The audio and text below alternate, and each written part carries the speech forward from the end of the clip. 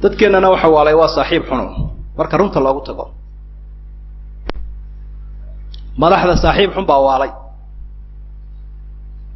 ama la taliyaha u ahaada ama wasiir nabiga sheegay calayhi salaatu wasalaam wuxuu yiri qofku ilaahay khayr la doonay madax jacala lahu bitaratan salihah saaxiibo wanaagsan buu sameeyaa la taliya kii kalena saaxiibo xun odayaasha waxa waalay saaxiib xun halkan uu joogaayo masaajidku iskaga wartiyayaayo mid baa dhagta wuxuu saaraya wuxuu leeyahay shirki reer hebel baynu leenahay waa ka kaxeeyay wuxuu dhaxdhigayaa qabyaaladii iyo balwadii iyo boolatiigi waxa laga yaabaa jamac dambe inaa soo haleelinba dumarkii waxa waalay saaxiibad xun hooyadii islaantiiba kala dhex galaysaba odaygii islaantii kala dhex galaysa waxa laga yaabaa inuu soo hoydo iyadoo faraxsanay intuu ka yimaado iyadoo cadhaysan maxaa dhacay dadkuba caynkaa ma yeelan adiguba caynkan maahi reer hebelba caynkaa ma aha mid baa ka dhex hadlaysa tu saaxiibadeeda baa ka dhex hadlaysa oo saaxiibtinimadiisiiba ka sokaysaba waa musiibo weyn waxa laga yaabaa ciyaalkan aynu la il daranay saaxiib baa waalay gurigaa lagu rabaynaya madrasada lagu rabaynaya shaaricun buu saaxiib xumi ka helaya soomaalida dabadda maqasheen caruurtoodu gaangiska ku biireen ama daroogada iibiyaan mushkiladda u weyn waa saaxiib xun marka daraaseeyeen waraystay waa saaxiib xun ilmahoodna wanaagsan baa guriga ka tagaya mid yar baa helayo gaalaha wuxuu leeyahay kabahaagu way xun yihiin shaarkaagu wuu xun yahay $300 ku arbax saddexdan kale mobile siiso markuu saddexdaa u siiyay marka dambe oranay adigu waxa la raaca xakeed ka keentay kuuskan yar baan iibiyaa daroogada xashiishada aadna soo iibi waxana lacagna halkaas laga helayaa dawaaya idib uu ka shooyba groupkii maafiyadaha uu ku beeray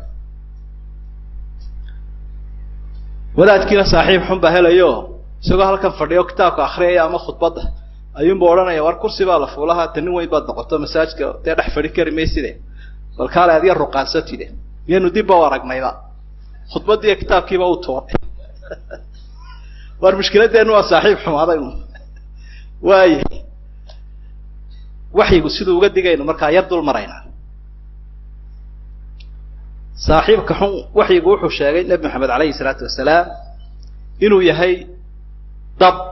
dabna lama soo dhawaysto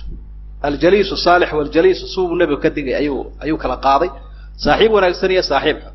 saaxiibka xun muxuu ku sheegay inuu la mid yahay qof dab shidayo kale dhimbiilaa ka duulaya wal adigu nin dhimbiila shidayo oo dab milix lagu shubayo dhagacda haya ninka ag fadhiista maxaad u malayn waa qiil waa dambas waa mara gubata ka fadhiisa ka fadhiisa baad ku jiraysa nin dhimbiila shidaya hadda ag fadhiisato saaxiibka xun gurigaaga lama keeno nabiga calayhi salaatu wasalaam markuu ka waramayay saaxiibka ka digay wala taati baytaka illa mu'minan wala yakul ta'amaka illa taqi riwaayana waxa sheegaysa wala tashab illa mu'minan wala yakul ta'amaka illa taqi gurigaaga keen qof mu'mina mooyaan raashinkaaga ayuu cunin qof mu'mina mooyaan macnaha waxa way hala saaxiibino ha soo dhaweyno guriga ha keen qof liita casuumadahaagana ha ku casuumin qof liita sadaqadii lagama hadlayo wala siin kara cid kasta saaxiibka xuni ummada dhan buu halaagay markuu ilaahay ummad halaagay saaxiibo xun buu sameeyaa suuratul fusilat baynu gaar insha Allah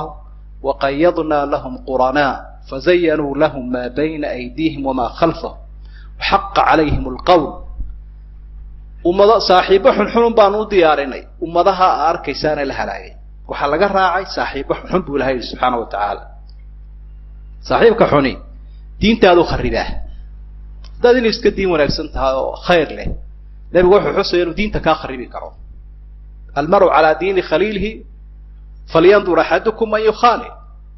qofku diinta saaxiibkii uu haysta war qof walowba iska fiiri kadla saaxiibayso si aanu diinta kaaga kharibin saaxiibku khaatumada ku seejiya waxa ku haraybade saaxiibka xunay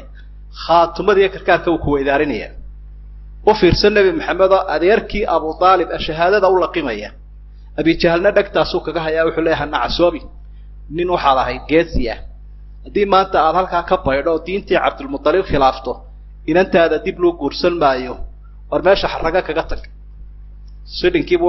وحكو استاريها فريق بيالته وعارفوا لها النقون بوريا يسحج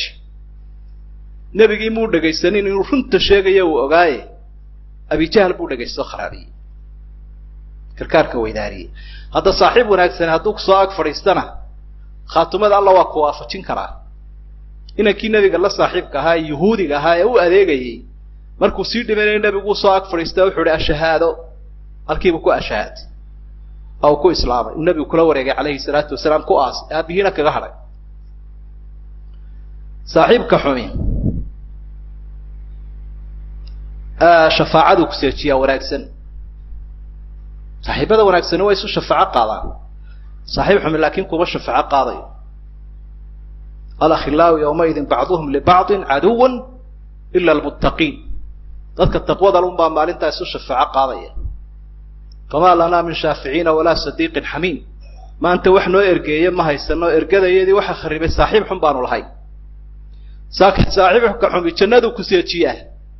إله جنده النسيتشين هذا كوكوه جامية سورة الفرقان آيات كأخريس ويوم يعض الظالم على يديه يقول يا ليتني اتخذت مع الرسول سبيلا يا ويلتى ليتني لم أتخذ فلانا خليلا لقد أضلني عن الذكر بعد إذ جاءني ونعبنا يعلن علي وحليه كنت رضا إذا ما النبي محمد راعب محا صاحبك حمايك وكا قرآنك ويداري وما انت هلكا سوي لقد صاحبك حمي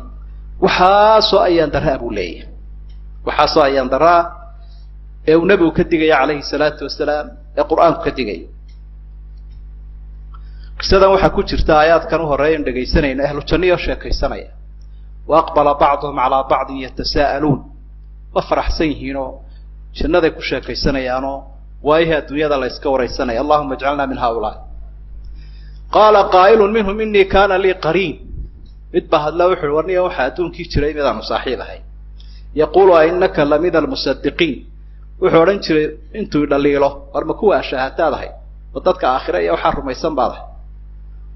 dadka aan noqonin aakhira cidina in soo saari mayse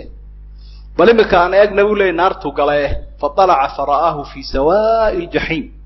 saasu eega wuxuu arkay saaxiibkiisiyo naarta xagga hoose ka geeraaraya